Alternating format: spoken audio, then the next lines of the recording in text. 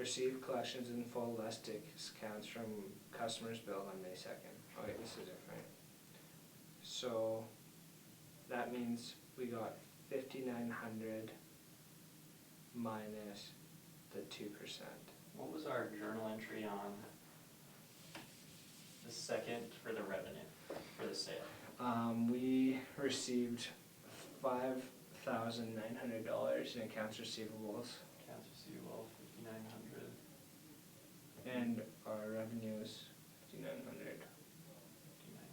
Okay. So now, what were the terms on that one, do you remember? 210 net 30. 210 net 30. Okay, so did they make it within the discount period? Yeah. Okay, so how much are they actually going to pay us? They're only gonna pay us 5.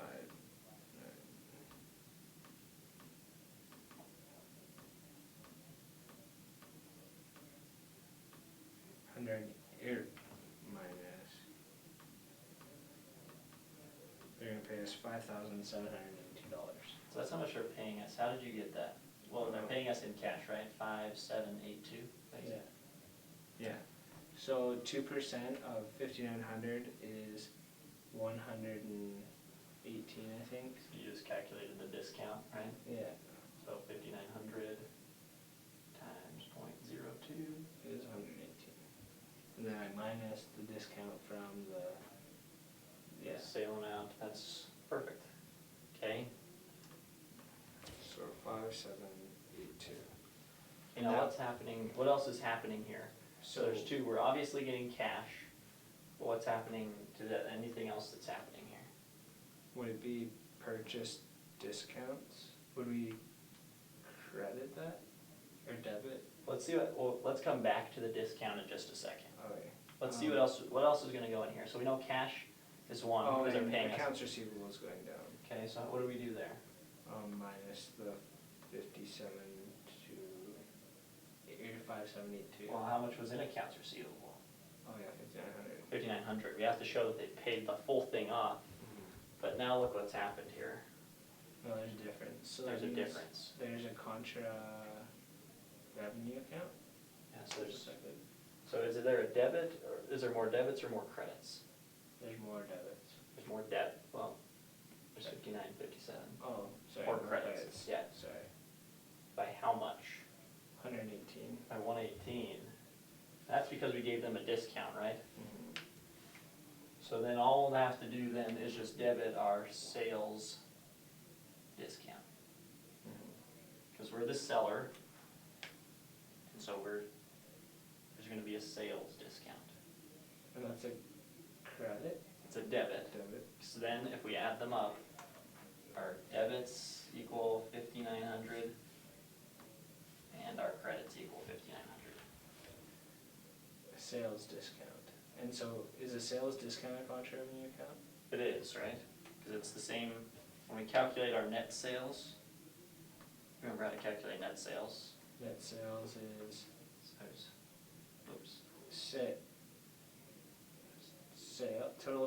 total revenue from sales. Yeah, so total sales minus sales discount minus purchase or sales returns and allowances. Minus sales returns and allowances.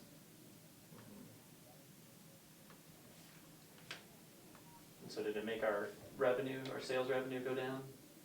Yeah, it did. We've adjusted it now. This takes care of it for us.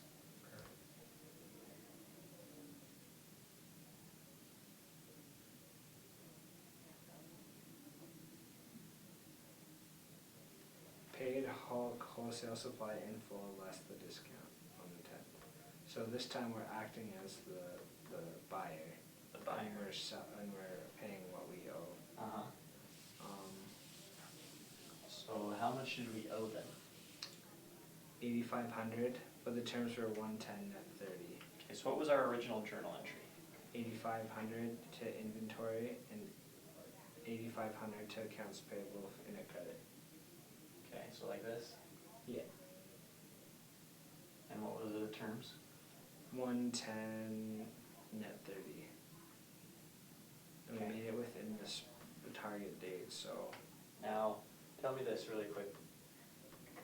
What can we get the discount on? What we've, Anything we buy, right? yeah, so we've returned some items. Yeah, good. So what did we do when we returned some items? This is when we originally bought it. We credited inventory 400 and debited accounts payable for 400. Now, can we take a discount On on some- something we've returned? No. No.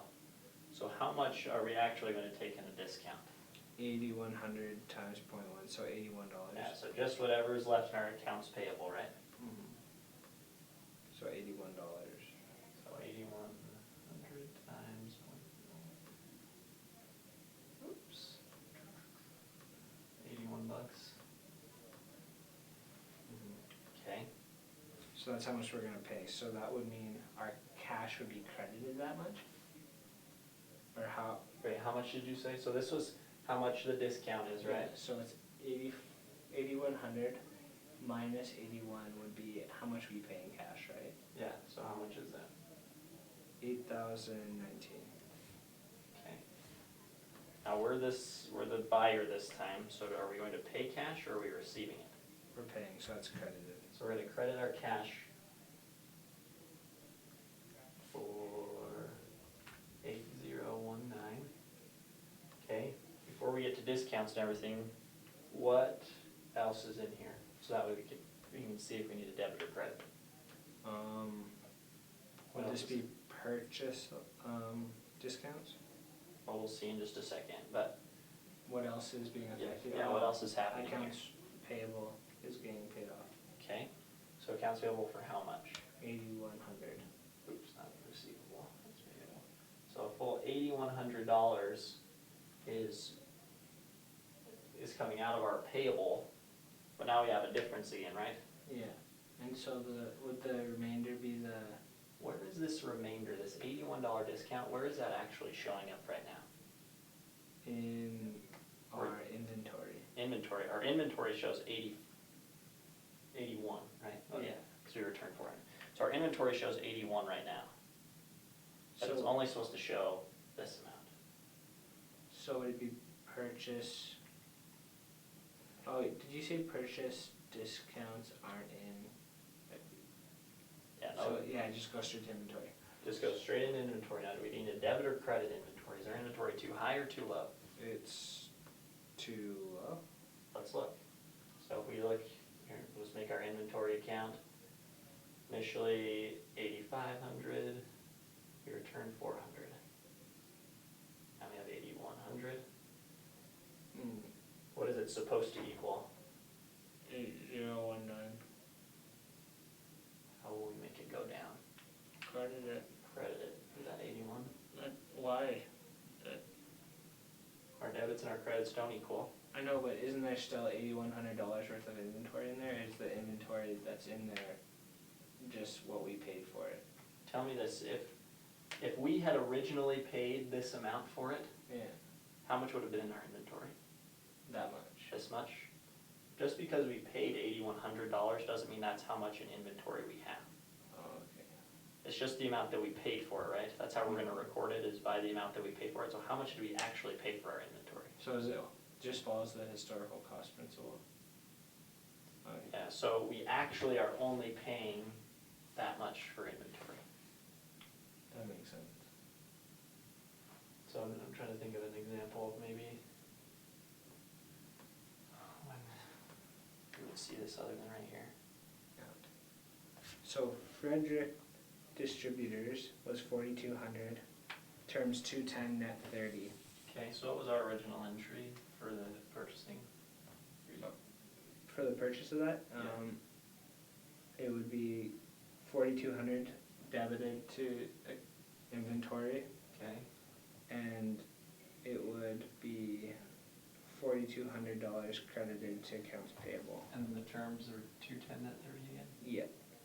And so that means, it said that we paid on the 27th, so that's 10 days, so we met the terms.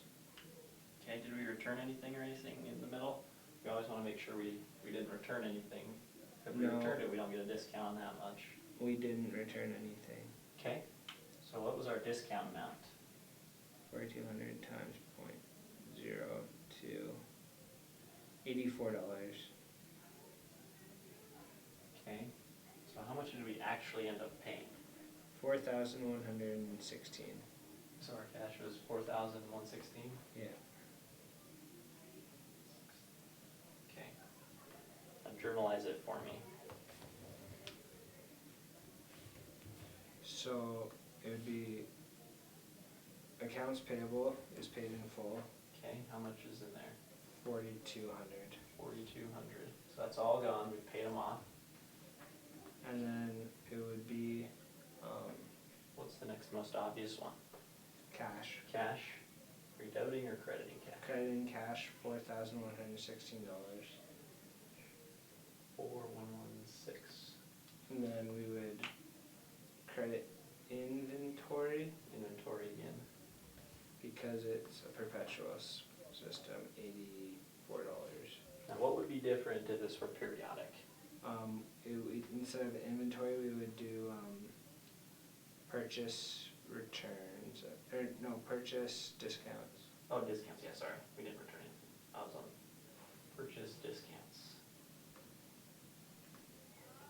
That'd be the only difference, right? Other than that, it's the exact same thing. Yeah. And the next one, customers are returning us merchandise of $144. So that means we would debit purchase returns and allowances, $144. Are we the purchaser or the seller? Seller, sales returns. So remember, it always has to do with what we are. If we're the seller, then it's sales returns and allowances. And then cash would be credited. Okay. To record the payment of return merchandise. For the payment, it would be 108. So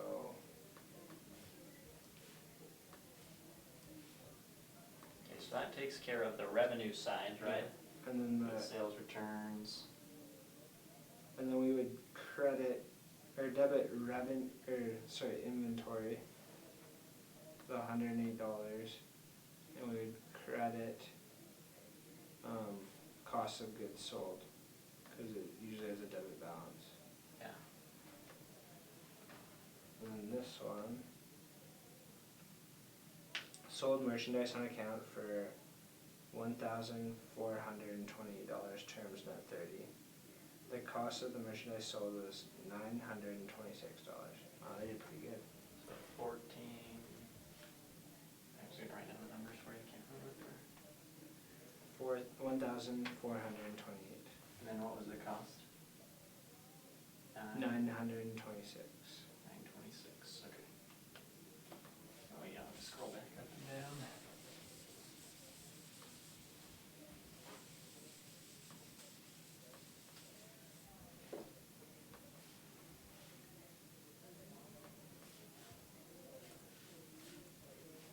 So to record the sale, it's accounts receivable and sales revenue. And then to record this would be cost of goods sold and inventory. So let's say this is the amount, so this is what we sold. Let's do a periodic one. This is what it cost us. This is the exact same journal entry. What's the periodic journal entry for this one? If we sold it on account, So credit terms, net 30, same thing. So it'd be, it wouldn't be the same thing, it'd still be accounts receivable 428, 1428, Okay, and it would credit,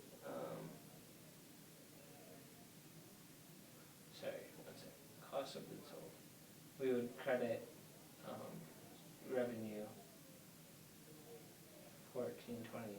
okay. And then for the cost,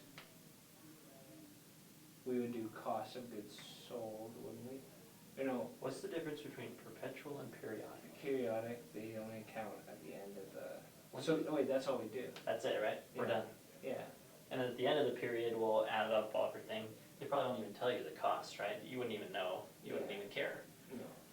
But, So, everyone uses pretty much these days, except for like mom and pop shops, Perpetual.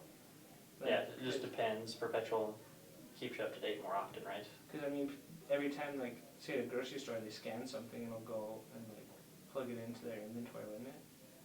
So you can keep track of it all the time. And there's probably someone who just goes and counts their actual inventory.